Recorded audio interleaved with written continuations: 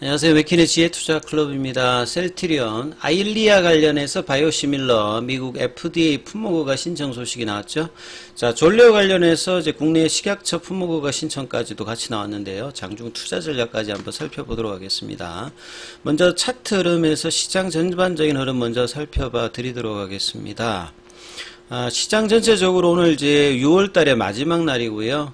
예, 또 주말 앞둔 이제 금요일인데요. 지금 외국계 같은 경우에는 오늘 선물 쪽에서는 2천억 넘게 일단 매수를 해주고 있고, 현물 쪽에서는 거래소 코스닥에서 매도, 기간은 이제 연기금 투신 중심으로 해서 거래소에서는 매수해주고 있고요. 코스닥 쪽에서는 금융투자 중심으로 매수를 하고 있습니다. 자, 개인들이 코스닥 중심으로 일단 매수를 하고 있는 가운데 원달러 환율 자체는 오늘도 2원 정도가 올라서 1319원 정도를 하고 있습니다. 자, 거래소 속에서 이제 상승 종목 수가 하락 종목 수에 비해서 한 100개 이상 많고요. 코스닥 쪽에서는 하락 종목 수가 상승 종목 수에 비해서 200개 정도 많은 흐름 보여주고 있습니다.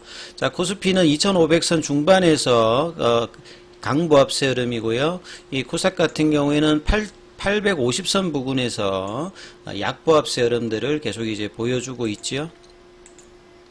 최근에 이제 신규 상장 관련되는 부분의 어떤 종목들 자체가 시장에서 이제 강한 어떤 흐름들을 어제 오늘 좀 보여주면서 지금 시장의 어떤 이제 시세의 흐름에서 이런 쪽으로 이제 종목들 어떤 흐름들이 많이 지금 거래량들이 좀 집중되는 흐름들이 보이고 있습니다.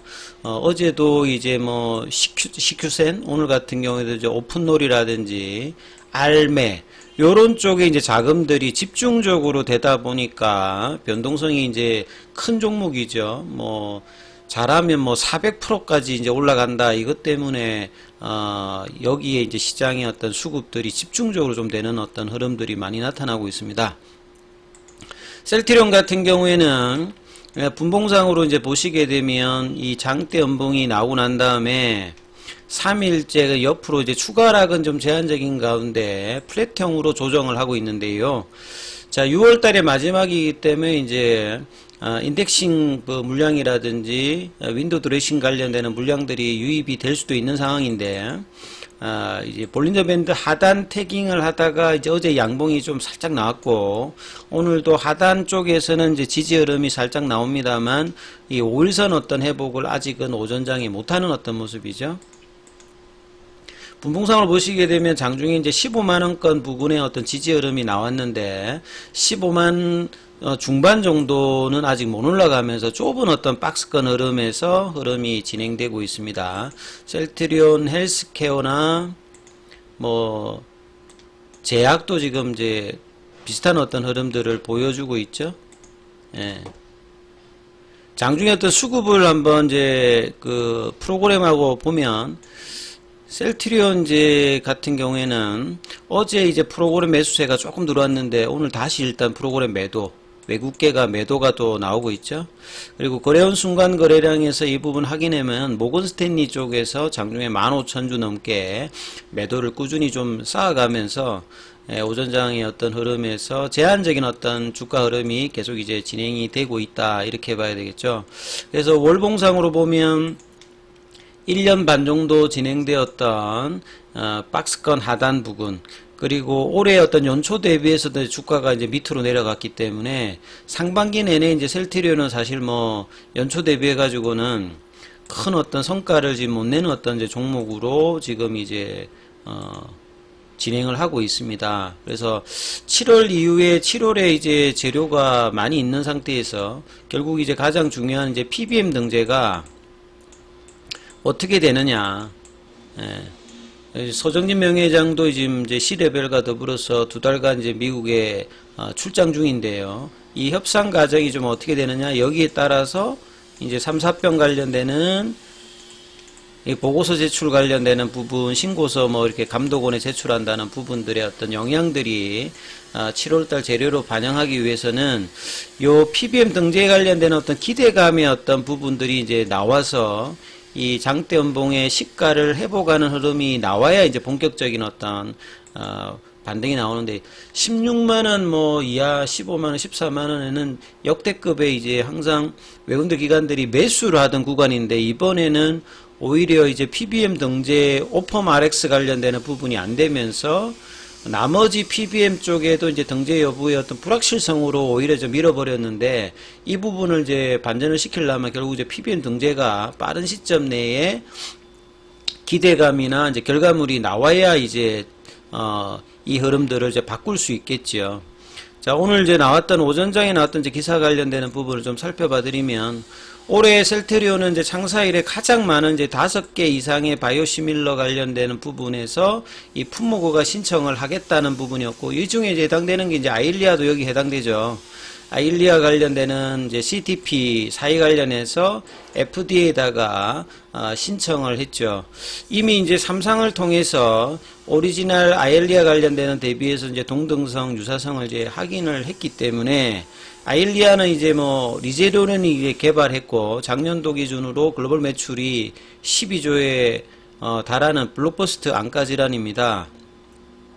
셀트리온은 이제 기존의 이제 자가 면역 질환이나 이 항암제 라인에서 이제 벗어나서 뭐 뇌질환이라든지 이런 안과, 뭐 천식 이렇게 지금 바이오시밀러 포트폴리오를 지금 확장을 하고 있죠. 이런 부분들이 장기적으로는 기업 가치의 어떤 증가에 영향을 줄 걸로 보여지는데요.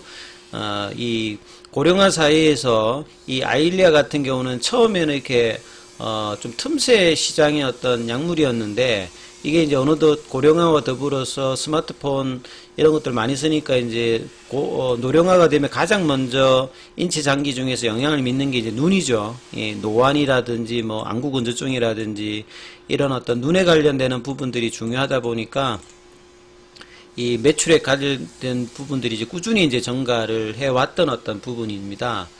그리고 이제 졸레어 관련되는 부분들도, 이 졸레어는 이제 제넨테크와 노바티스가 이제 개발한 항체 약품인데요. 뭐 천식이라든지 이 두드러기, 특발성 두드러기 관련되는 이제 치료제로 작년도 기준으로 글로벌 매출이 5조입니다. 근데 이제 이 물질 특허 같은 경우에는 이미 만료가 되었고요. 이 제형 특허 관련되는 부분이 유럽에서는 내년이고 미국에서는 내후년에 있습니다. 참고로 이제 보통 이제 이 개발하는 입장에서 보면 이 특허가 보통 한 20년 정도 되어 있습니다. 근데 이제 중간에 이제 임상을 기간이 길다든지 이러면 상업화를 하고 나면 이 특허 기간이 짧기 때문에 독점적인 어떤 그 특허로 보호받는 기간이 좀 작죠. 그렇기 때문에 이제 이걸 개선하기 위해서 독점권을 줍니다. 보통. 예. 독점권을 주어서 이제 개발사가 독점적으로 이익을 항유하기 위해서 하는데, 통상 이제 이런 어떤 과정이 있는데, 이제 오리지널 어떤 이제 개발사들이 이 부분을 좀 확대하기 위해서 특허를 좀 다양하게 하는 거죠. 그래서 물질 특허 관련되는 부분들이 이제 냅니다만, 중간에 이제 제형 특허라든지, 그러니까 뭐 IB 제형을 S 제형을 한다든지, 여러 어떤 이제 염을 첨가한다든지 이런 부분들을 해가지고 후발 이제 특히 바이오 같은 경우는 이제 시밀러 회사들이 들어올 때 이런 부분이 에버그린 전략으로 방을 하죠. 그렇기 때문에 이제 특허 만료가 이제 계속 이제 구가되면 바이오 시밀러 회사 입장에서는 개발을 했는데 출시를 못하면 안 되기 때문에 이제 오리지널사와 이 기타 특허가 남아 있을 때 이제 출시를 하기 위해서 이제 협상을 하는 거죠. 그러면서 이제 출시 일정을 맞추는 형태들이 이제 최근에 많이 일어난다, 이렇게 알고 계시면 될 것 같은데, 이 졸레어 같은 경우에는 지난 4월 달에 이제 유럽 EMA에다가 허가 신청을 하고, 국내에 이제 또 이제 신청을 하고, 향후에 미국 등 기타 이제 글로벌 주요 국가에도 신청을 하는 걸 앞두고 있습니다. 그래서 셀트리온이 이제 램시마라든지 트룩시마, 허주마 할 때 이제 퍼스트 무버로 과거에 굉장히 이제 고성장을 구가할 때 한참 높게 받을 때는 50, 60도 뭐 쉽게 받았는데, 최근에는 30대 퍼의 어떤 성장성을 이제 구가를 많이 못 받고 있는데요.